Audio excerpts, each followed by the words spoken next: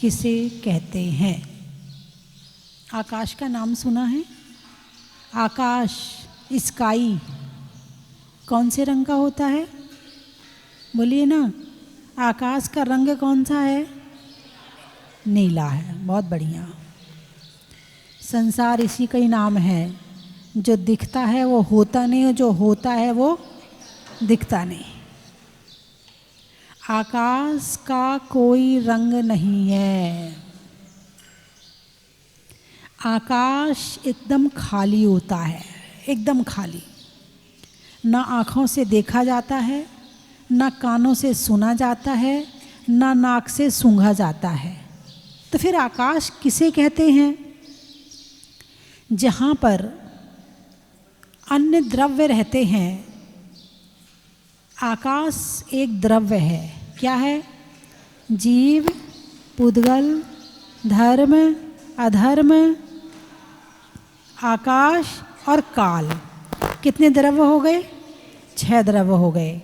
तो जहाँ 5 द्रव्यों को रहने के लिए स्थान मिलता है उसे आकाश कहते हैं, उसे लोकाकाश कहते हैं।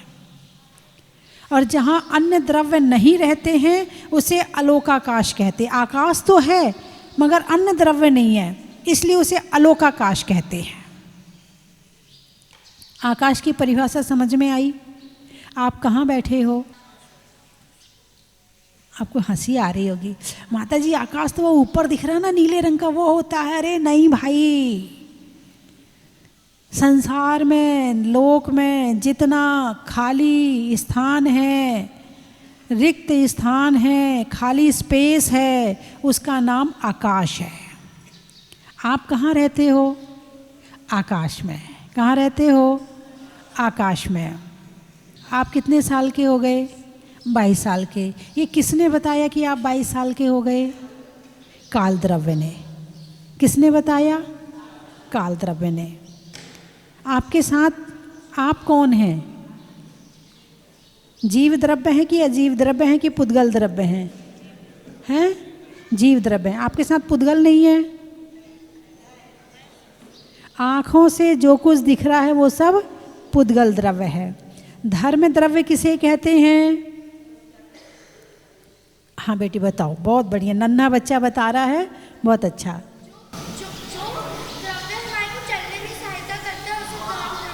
बहुत बढ़िया, ताली बजाओ बच्चे के लिए। ऐसे संस्कारित करो अपने बच्चे को। तुम भी संस्कारित हो और बच्चों को भी करो। हंसने वाली बात नहीं है, बात गहरी है। ये बच्चा तुम पे चोट मार रहा है कि जो बात तुम्हें नहीं आती वो बात इस बच्चे को आती है। तो धर्म द्रव्य, धर्म अलग चीज़ है। जो आत्मा का स्वभाव है वो धर्म अलग है, लेकिन धर्म द्रव्य जो चलते हुए जीव और पुद्गल को चलने में सहायता प्रदान करता है वो धर्म द्रव्य है। और जो ठहरते हुए जीव और पुद्गल को ठहरने में सहायक होता है वो अधर्म द्रव्य है। तो आप यहाँ बैठे हैं तो किसकी वजह से? अधर्म द्रव्य की वजह से। आपके ओंठ हिले किसकी वजह से? धर्म द्रव्य की वजह से। आप बैठे कहाँ हो? आकाश द्रव्य में बैठे हो। आप कितने समय के हो गए? आप कितने पुराने हो? काल द्रव्य ने बताया। द्रव्य कितने होते हैं? 6 होते हैं। और द्रव्य किसे कहते हैं? सद्द्रव्य लक्षणम, जिसका कभी नाश नहीं होता है उसे क्या कहते हैं? द्रव्य कहते हैं। ठीक है, तो आकाश एक द्रव्य है। आकाश एक द्रव्य है। और आकाश का मतलब एकदम खाली स्थान, एकदम खाली स्थान। अब इस आकाश में क्या क्या है? हवा कहाँ रहती है? आकाश में रहती है ना। खुशबू कहाँ रहती है? आकाश में रहती है। बदबू कहाँ रहती है? आकाश में रहती है। बादल कहाँ रहते हैं? पानी भरे बादल कहाँ रहते हैं? आकाश में रहते हैं। और खाली बादल कहाँ रहते हैं? वो भी आकाश में रहते हैं। आप कहाँ रहते हो? आकाश में रहते हो। पूरा जितना जो कुछ रह रहे वो सब आकाश में रह रहे हैं। और आकाश एक द्रव्य है जो अन्य द्रव्यों को रहने के लिए स्थान देता है। अच्छा, जब कभी भगवान का वर्णन आता है, जब कभी आचार्यों का वर्णन आता है, मुनिराजों का वर्णन आता है, तो कहा जाता है आकाश के समान निर्मल। क्या कहा जाता है? आकाश के समान निर्मल। अब आकाश की उपमा क्यों दी है? क्योंकि आकाश एकदम स्वच्छ है, साफ है, बिल्कुल बढ़िया है, उसमें कोई मिलावट नहीं है। जैसे बादल आते हैं, बादल आए, कहाँ आएंगे? आकाश में। बारिश हुई, खाली हो गए, आकाश फिर खाली। आ गए तो भर गया, चले गए तो खाली। आकाश अपने आप में फ्री है। तुम आओ तो ठीक, जाओ तो ठीक, वो अपने आप में एक खाली स्थान है, उसे किसी से कोई मतलब नहीं है। कोई रहे तो ठीक, हवा बह रही है तो ठीक, नहीं बह रही है तो ठीक, ठीक है। अब जैसे हवा चल रही है, ठीक है, अब हवा गुजरती है बगीचे से, और वो हवा थोड़ी दूर तक उस खुशबू को लेके जाती है, जहाँ तक उसको उसकी सीमा है वहाँ तक उसको लेके जाती है, और वहाँ आप बैठे हो। तो हवा खुशबू को क्या लेके आई? आपके नाक में खुशबू कहाँ से आई? हवा से। फिर उसने जहाँ तक उसकी सीमा थी वो खुशबू वहाँ तक रही, फिर उसने उसको वहीं छोड़ा, फिर वो आगे बह गई, ठीक है। अब उसके बाद में वो हवा किसी नाले के पास से निकली। अरे बोलिए ना, हैं, बदबू आ गई। फिर थोड़ी दूर आगे गई, उसको भी छोड़ दिया, फिर आगे निकल गई। फिर कहीं भोजन बन रहा था, हलवा बन रहा था, आपको खुशबू तो नहीं आई? हलवा बन रहा था, हवा की खुशबू आई, थोड़ी दूर तक उसको लिया, फिर छोड़ दिया। बोले हवा के समान निसंग। जब आचार्यों का, उपाध्यायों का, मुनिराजों का और सबका वर्णन आता है अरिहंत, तो क्या वर्णन आता? आकाश के समान निर्मल, वायु के समान निसंग। निसंग, संग यानी परिग्रह। चर्चा किसकी चल रही है? संग यानी परिग्रह की। तो सबसे पहले तो ये समझना है परिग्रह है क्या। जब तक इसको नहीं समझेंगे तब तक छोड़ने का भाव पैदा होगा ही नहीं। मैं कौन हूँ और परिग्रह क्या है। अब हवा हवा है, आकाश आकाश है, आत्मा को आकाश समझ लो। एक उदाहरण, आत्मा कैसी है? आकाश के समान है, ठीक है, और उसमें उठने वाले भाव कैसे हैं? हवा के समान है। उसमें उठने वाले भाव कैसे हैं? हवा के समान है, ठीक है।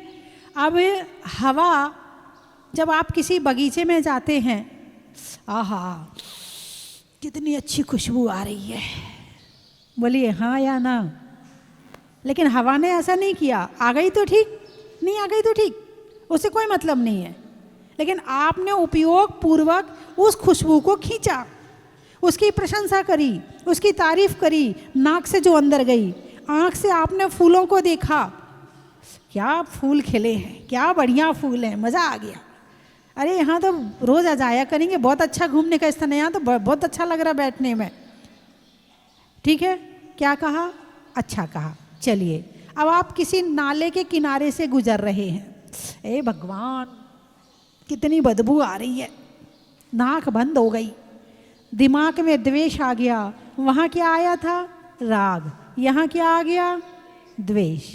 लेकिन हवा ने खुशबू को ग्रहण किया भी, ना राग किया ना द्वेष किया। जब नाले के सामने से निकली तो उसको देख के द्वेष नहीं किया, और जब बगीचे से निकली तो उसको राग नहीं किया।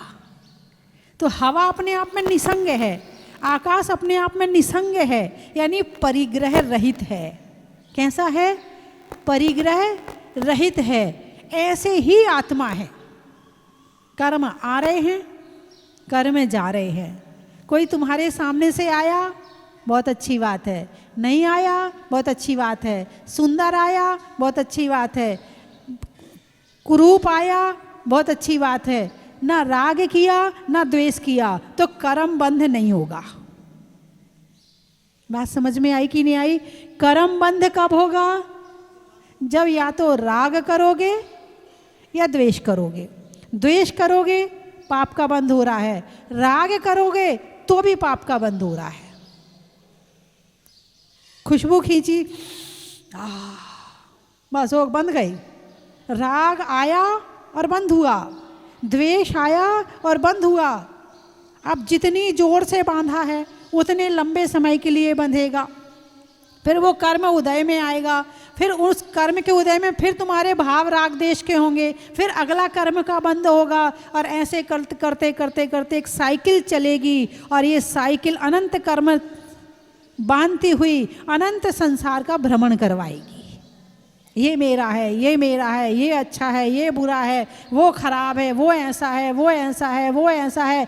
सुबह से शाम तक क्या करते हो? अरे बोलिए ना, क्या करते हो? पुद्गल को जानते हो कि आत्मा को जानते हो? चलिए आपसे आपका परिचय पूछती हूँ, ठीक है? पूछ लूँ? अरे हाँ या ना? पूछूं कि नहीं पूछूं? पहले तो ये परमिशन तो ले लूँ। आप अपना परिचय बताइए। चलिए भाई साहब आप खड़े हो जाए, खड़े हो जाओ। हाँ, अपना परिचय बोलिए। पुनीत जैन, केकड़ी से। इसके आगे और कोई परिचय? आप अपने विषय में क्या क्या जानते हो वो बताइए। अपने विषय में आप क्या क्या जानते हो वो बताइए। जैन धर्म मानते हो? बस कितने साल के हो गए? 35। 35 परिचय तो होनी चाहिए कम से कम। 35 चीज़ तो आए आपके जीवन की जो आपके विशेषताएं को बताए कि आप क्या हो। आपसे पूछा जाए आप क्या हो, क्या बताओगे? आप नहीं बोल पा रहे। चलो कोई और बोलेगा। हाँ, खड़े हो जाइए, बताइए।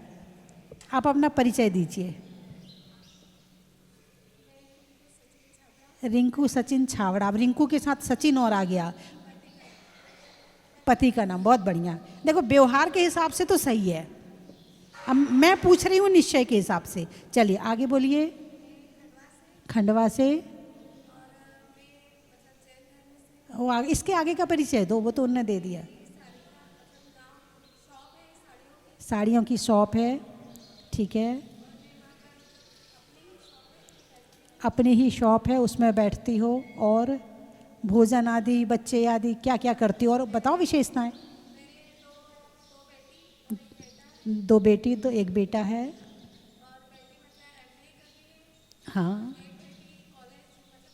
फर्स्ट ईयर में है। बेटा 10th क्लास में है।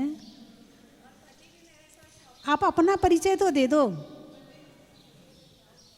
आप तो औरों का दिए जा रही हो, अपना परिचय दो ना।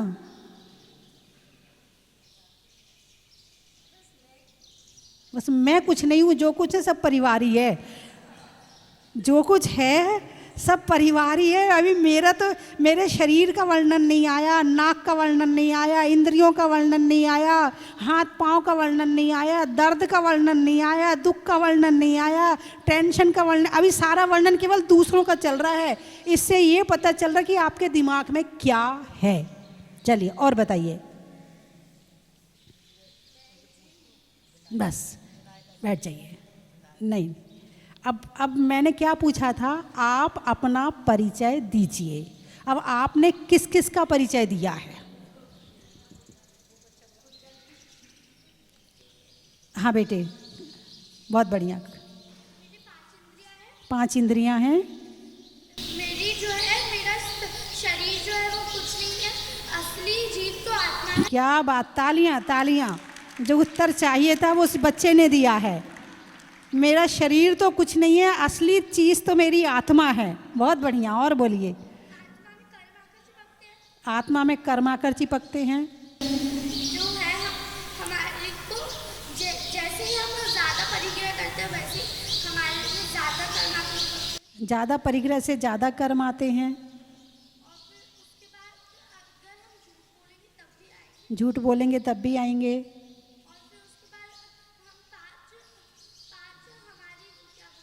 क्या बोलते हैं? 5 पाप होते हैं। 4 कषाय, उसके अष्टकर्म। अष्टकर्म। भाई पिछले जन्म का मुनिराज है क्या तू? है इतनी छोटी सी उम्र में, कितने भी पाठशाला में पढ़ा हुआ बच्चा हो, लेकिन यहाँ बैठकर जवाब देना, वही जिसके रोम रोम में ये बात समाई होती वही दे सकता है। बिल्कुल समय पे हर बात क्लिक हो जाना, ये तो वही होगी जिसके अंदर में समाया हुआ होगा। कोई बात नहीं, अब बैठ जा, बहुत अच्छा लगा, बहुत बढ़िया। देखो ये है गृहस्थी, अभी ये बचपन में है, गृहस्थी में फंसने के बाद ये कौन सा परिचय देगा, ये बात की बात है। अभी तो इसने अपना परिचय दिया है, और गृहस्थी में फंसने के बाद अपना जो मूल रूप से जो शरीर होता इंसान उसको भी भूल जाता है, अपनी इंद्रियां भूल जाता है, अपना खाना पीना भूल जाता है, जो कुछ है वो सब दूसरे का हो जाता है तो खुद ये भी परिग्रह और वो भी परिग्रह, लेकिन फिर अपने को छोड़ के दूसरे में फंस जाता है। अब मैंने कहा था आप अपना परिचय दीजिए, अब आपने किसका परिचय दिया है? एक हवा से कहा कि हवा तुम अपना परिचय दो।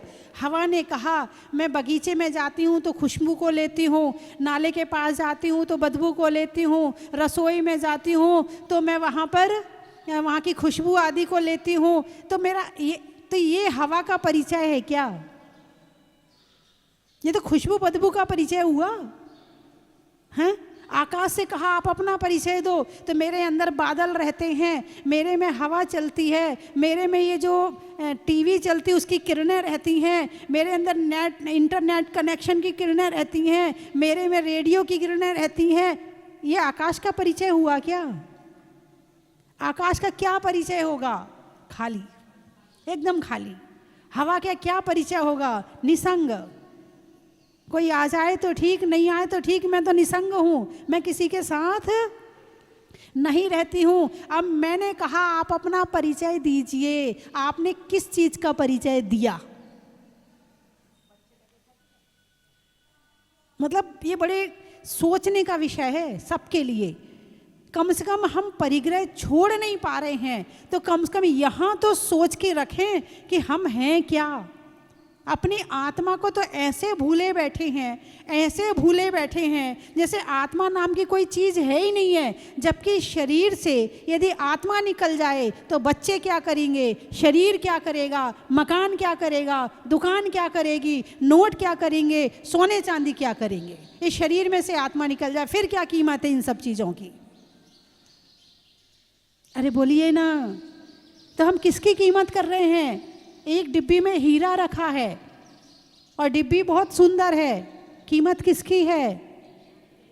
बोलिए ना, हीरे की या डिब्बी की? अच्छा, डिब्बी बिल्कुल सस्ती है और उसमें हीरा रखा है, उसको संभाल के रखोगे नहीं रखोगे? क्यों? क्योंकि उसमें हीरा है। तो तुम तो हीरा को भूल बैठे हो और अकेले जितनी डिब्बियां हैं बस उनको ही संभाल रहे हो अभी तक। तो जैन धर्म क्या सिखा रहा है, भगवान महावीर क्या सिखा रहे? हीरो को समझो, हीरे की क्वालिटी को पहचानो, हीरे को जानो और हीरे को प्राप्त करने की कोशिश करो। ये डिब्बियां तो बदलती रहती हैं। अनंत काल से इस डिब्बी की कीमत करी है, इस डिब्बी को सजाया है तो डिब्बी डिब्बी मिल रही है। और जिस दिन हीरे की कीमत करोगे उस दिन शुद्ध आत्मा को उपलब्ध हो जाओगे। अरे बोलिए ना, समझ में आया कि नहीं आया? तुम कौन हो? अब पूछूं आपसे, आप अपना परिचय दीजिए। अब दीजिए अपना परिचय, मैं आत्मा हूं। और दीजिए। अब आत्मा कैसी होती है? मंदिर क्यों आते हो? किसको देखने आते हो मंदिर में? आज तक मंदिर आए कि नहीं आए? कौन कौन रोज मंदिर आता है? अच्छा, मंदिर में आके दर्शन किए नहीं किए भगवान के? क्या दर्शन किए? जिसने आत्मा को नहीं जाना उसने क्या दर्शन किए भगवान के? जिसको आत्मा नहीं पता है, केवल परिचय बाहर बाहर का, मंदिर में बैठकर जो बाहर का परिचय दे रहा है उसने क्या भगवान के दर्शन किए हैं? सोचो कितना जीवन आपने अपना व्यर्थ निकाल दिया, खुद को जाने बिना, हीरा को पहचाने बिना। इस शरीर में से आत्मा उड़ जाए फिर देखो तुम्हें कौन संभालता, कौन तुम्हें प्रेम करता है, तुम्हारे शरीर को कितने दिन घर में रखा जाता है, कौन तुम्हें सोना चांदी पहनाता है। सब तीसरे दिन के बाद अपने अपने काम में लग जाएंगे। भाई हमारे पास दुकान बंद हो जाएगी, दुकान हम 13 दिन बंद नहीं कर सकते हैं, तीसरे दिन 13वीं कर दो इसकी। तो पहले कम से कम 13 दिन तक रोते भी थे, अब तो 13 दिन भी नहीं रोते हैं। पहले तो कम से कम फोटो भी लगाते थे, अब फोटो लगाओगे तो अगली पीढ़ी आएगी, यार किस बुढ़े की फोटो लगाई, हटाओ यहाँ से। और तुम भ्रम में पड़े हुए हो, ये मेरा, ये मेरा, ये मेरा, ये मेरा। जो हीरा है उसे छोड़कर तुम डिब्बी की कीमत कर रहे हो। अरे बोलिए ना, हाँ या ना। अब बताओ भगवान कौन है, हीरा है या डिब्बी है? हीरा है। पहचाना आज तक भगवान को? जिसने भगवान की आत्मा को नहीं जाना उसने अपनी आत्मा को नहीं जाना, जिसने अपनी आत्मा को नहीं जाना उसने भगवान की आत्मा को नहीं जाना, और जिसने आत्मा को नहीं जाना उसने दुनिया में कुछ जाना ही नहीं है। जानने लायक, ग्रहण करने लायक, ध्यान करने लायक, कीमत करने लायक यदि दुनिया में कोई चीज़ है तो वो एक आत्मा है। और रोज़ रोज़ मंदिर आने का कारण भी यही है कि इनकी शुद्धात्मा को पहचानो, ताकि हमें अपनी आत्मा की कीमत पता चले।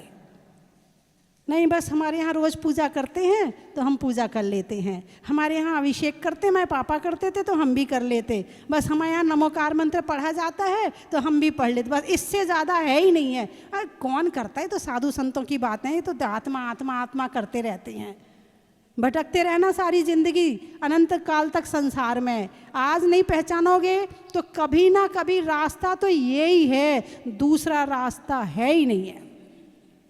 एक ही रास्ता है बाहर निकलने का, और यहाँ यदि नहीं पहचाना तो फिर वही त्र्यंच गति में चले गए। फिर कभी कीड़ा बने, मकोड़ा बने, चींटी बने, मच्छर बने, मक्खी बने, गधा बने, घोड़ा बने, नारकी बने, घूमते रहना फिर इसमें। यदि सुख चाहिए और अनंत सुख चाहिए तो अपनी आत्मा को जानो, अपनी आत्मा को पहचानो। हमारी आत्मा आकाश के समान निर्मल है। कैसी है? आकाश के समान निर्मल है, वायु के समान निसंग है। जैसे वायु किसी को अपने अंदर नहीं रखता है, छोड़ दिया, आगे गया छोड़ दिया, ऐसे इस आत्मा में बाहर की चीज़ों को रखने की ज़रूरत ही नहीं है। सूरज किस लिए है? सूरज तुम्हारा है क्या? अरे बोलिए ना। चांद तुम्हारा है? तारे तुम्हारे हैं? नहीं है। घर वाले तुम्हारे हैं? अरे बोलिए ना, कितना मुश्किल हो रहा है बोलना। जितना चांद और सूरज तुम्हारे नहीं है, इतने ये घर वाले भी तुम्हारे नहीं है। चांद सूरज उपयोग करने की चीज़ है, उजाला हुआ है देख के चलो, उजाला है देख के खाओ। रात को गर्मी लग रही है, चांद के नीचे बैठ जाओ, उपयोग करने की चीज़ है। प्रेम और मोह करने की नहीं। हाय रात शाम को सूरज ढल गया तो रो रहे हैं बैठ के, हाय हमारा सूरज ढल गया, हाय हमारा सूरज ढल गया। कोई रोता है क्या? नहीं रोता है। क्यों? पता है शाम को जाएगा। ऐसे ही वृद्ध होने के बाद में एक दिन सबको जाना है, और वृद्ध होने के बाद जाइए, कोई ज़रूरी नहीं बीच में भी जा सकता, क्योंकि बादल तो बीच में भी आ जाते हैं, तब भी तो सूरज ढक जाता है। अरे बोलिए ना, नहीं रोते ना। क्यों? मोह नहीं है सूरज से, उसको अपना नहीं माना, और घर वालों को इसलिए रो रहे हैं बैठ के। जिन जिन वस्तुओं को अपना मानोगे उन उन वस्तुओं के लिए रोना पड़ेगा। वस्तु नहीं रुला रही है, तुम्हारा मोह रुला रहा है। और रो कौन रहा है? आत्मा रो रही है। खुश कौन होता है? आत्मा होती है, और उसी आत्मा को भूले बैठे हो। देख कौन रहा है? बोलिए ना, कौन देख रहा है? आत्मा देख रही है। कौन सुन रहा है? आत्मा सुन रही है। स्वाद कौन लेता है? आत्मा लेती है। ठंडी गर्मी कौन महसूस करता है? आत्मा करती है। बस मुझे ठंडी लग रही है, ये नहीं समझते कि यदि ये शरीर नहीं होता तो ठंडी मुझे लग ही नहीं सकती थी। ये ठंड गर्मी है, हल्का भारी, रूखा चिकना, कड़ा नरम, ठंडा गरम, ये पुद्गल का स्वभाव है, आत्मा का नहीं है। जब तक भेद विज्ञान नहीं करोगे तब तक इसी भ्रम में घूमते रहोगे, 84 लाख के चक्कर में घूमते रहोगे। निकलना है तो मंदिर में आके भगवान को देखो, फिर अपनी आत्मा को देखो। बात समझ में आई? क्या बात है, बहुत अच्छे लोग। फिर तो समाप्त करूं? नहीं करूं? क्यों? कितने शांत बैठे हो। देखो, जब हीरे की कीमत पता चलती है ना, तुम जिसकी कीमत समझोगे ना उसी को बचाओगे।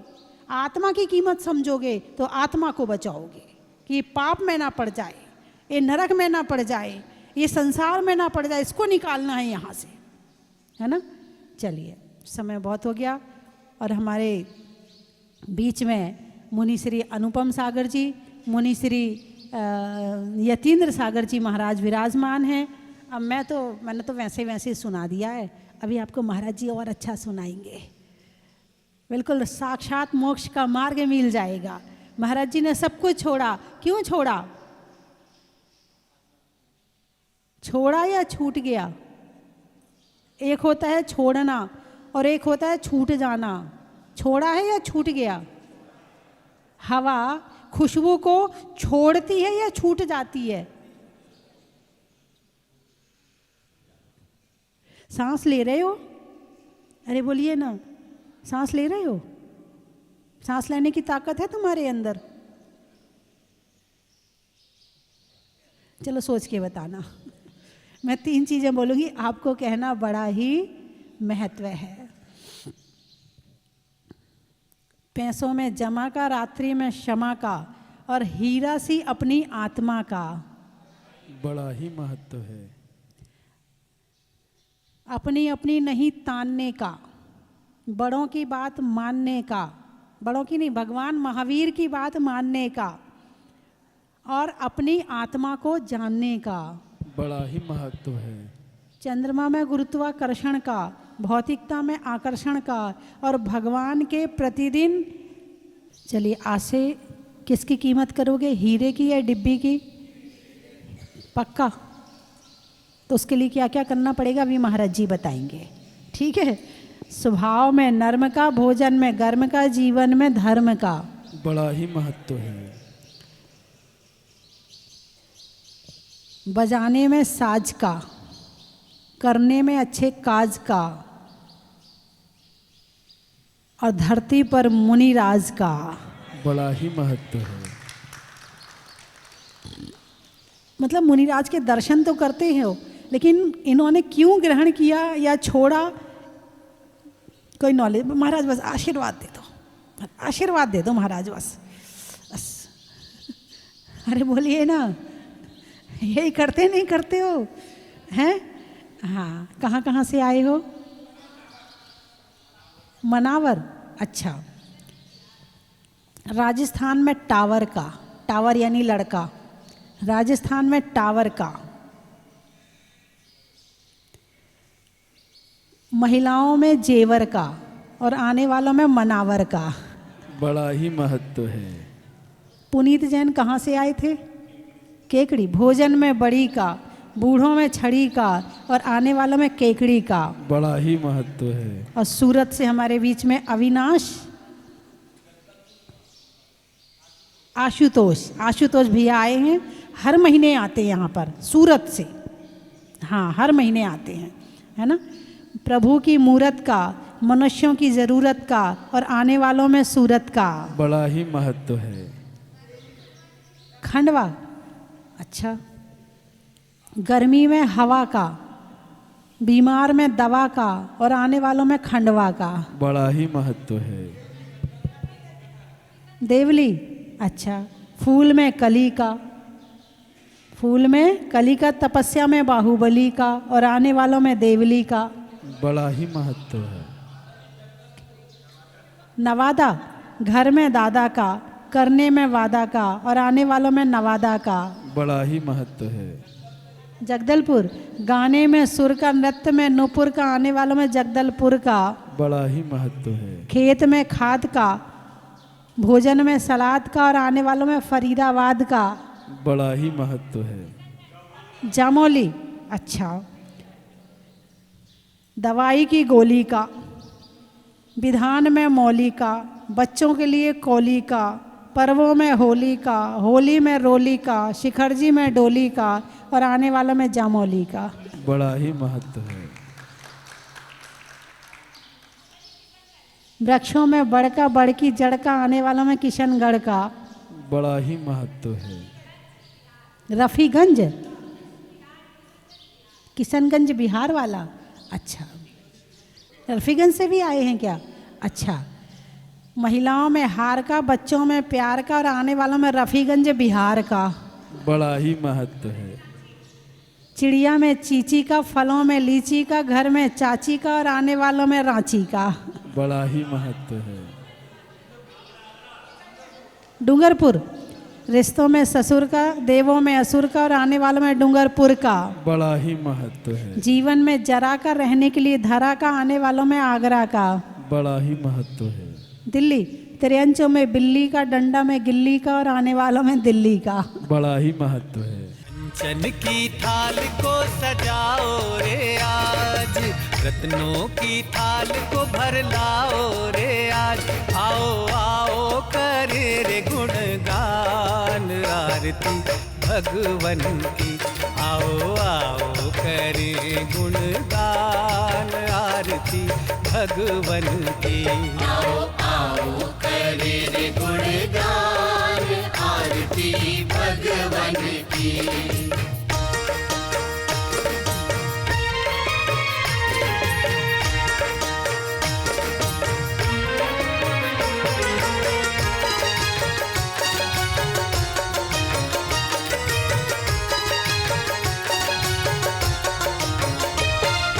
पिता सुमित्र के राज दुलारे, माँ पद्मा जी के नैनों के तारे। पिता सुमित्र के